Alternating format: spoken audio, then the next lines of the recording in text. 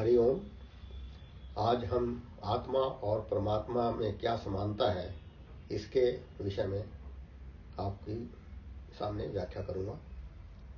गीता में भगवान कहते हैं कि मानव शरीर में निवास करने वाला आत्मा, जिसे जीवात्मा कहा गया है, वास्तव में परमात्मा का ही अंश है।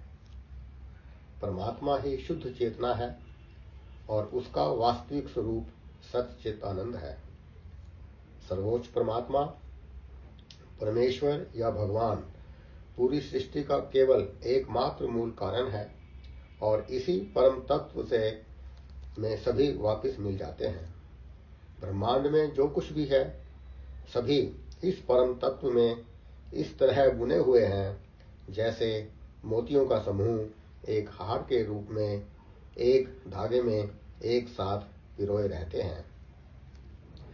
परमात्मा असीम, अनंत और परिवर्तनहीन है, जिसका कोई रूप नहीं है और न ही इससे परे कोई और है। प्रत्येक भौतिक शरीर में निवास करने वाली जीवात्मा निराकार है। वह जिस भी शरीर में प्रवेश करती है उसका शरीर और रूप धारण कर लेती है, पर फिर भी स्वयं निराकार है। आत्मा जिस भी शरीर में प्रवेश करती है अपने सभी गुणों का उस ही जीव के शरीर, मन और अंतःकरण में प्रतिबिंबित कर देती है और इसी के कारण उस व्यक्ति में बुद्धि, रंग, रूप व चेष्टा इत्यादि दिखाई देते हैं। परमेश्वर is pure consciousness which is present in each human being in the form of Atma. Atma in every living being is part of Paramatma only, and its real nature is Sat Chit Anand. Atma is formless. It takes the form of that body in whichever body it enters, but it is still formless by itself.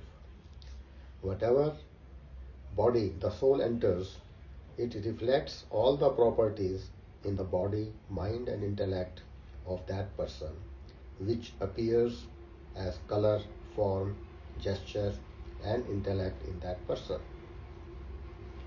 जीवात्मा केवल अपने शरीर की गतिविधियों को ही जानती है, जबकि सर्वोच्च परमात्मा जो पूरी सृष्टि में व्याप्त है, ब्रह्मांड की सभी गतिविधियों को जानता है। जीवात्मा अपने शरीर के माध्यम से इस भौतिक दुनिया का आनंद लेती है, उस व्यक्ति की वासनाओं और अहंकार के साथ जुड़ जाती है,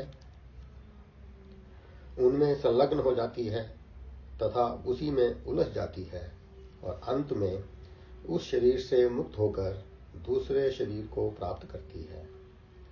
यह सिलसिला तब तक चलता रहता है जब तक उस जीवात्मा के सभी कर्म नष्ट नहीं हो जाते, परंतु जीवात्मा शरीर की सभी घटनाओं व गतिविधियों का साक्षी और भोक्ता होते हुए भी व्यक्ति के सभी गुण व कर्मों से अप्रभावित रहती है।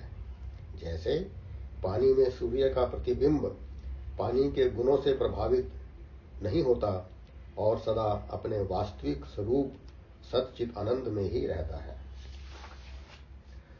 भगवान कहते हैं, इस संसार में जितने भी चल या अचल, चेतन या निर्जीव प्राणी और पदार्थ उत्पन्न होते हैं, वे सभी प्रकृति और परमात्मा दोनों के संयोग से, इन दोनों के मिलन से ही उत्पन्न होते हैं।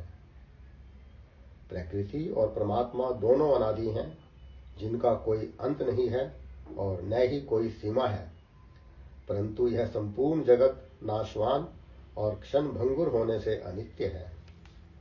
सभी प्राणियों और पदार्थों में परमात्मा एक समान रूप से निवास करते हैं। प्राणी और पदार्थ बनते हैं और नष्ट होते रहते हैं, परंतु परमात्मा कभी बनता नहीं और इसलिए कभी नष्ट नहीं होता है।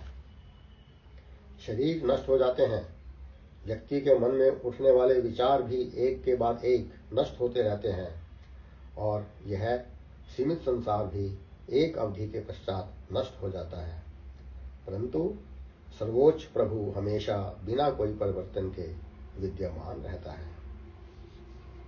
गीता में भगवान कहते हैं, मैं प्रत्येक शरीर में आत्मा के रूप में निवास करता हूँ, पर उसके बावजूद मैं कुछ भी नहीं करता हूँ। जैसे आकाश में बादल बनते हैं, बरसते हैं और फिर नष्ट हो जाते हैं, परंतु आकाश ज्यों का त्यों बना रहता है, उसी तरह परमात्मा में ही संसार बनता है। संसार के प्राणी और पदार्थ बनते हैं, बनने के कुछ समय बाद नष्ट हो जाते हैं, लेकिन परमात्मा ईश्वर ज्यों का त्यों बना रहता है। ये जितने भी अलग अलग प्राणी और पदार्थ दिखते हैं, सब में एक परमात्मा ही है। जिस प्रकार आकाश सब जगह व्याप्त है, सारी क्रियाएं आकाश में ही हो रही हैं, परंतु आकाश सूक्ष्म होने के कारण उन क्रियाओं में लिप्त नहीं होता। इसी तरह परमात्मा देह के गुणों में लिप्त नहीं होता। किसी भी व्यक्ति के कर्मों का परिणाम परमात्मा को प्रभावित नहीं करता।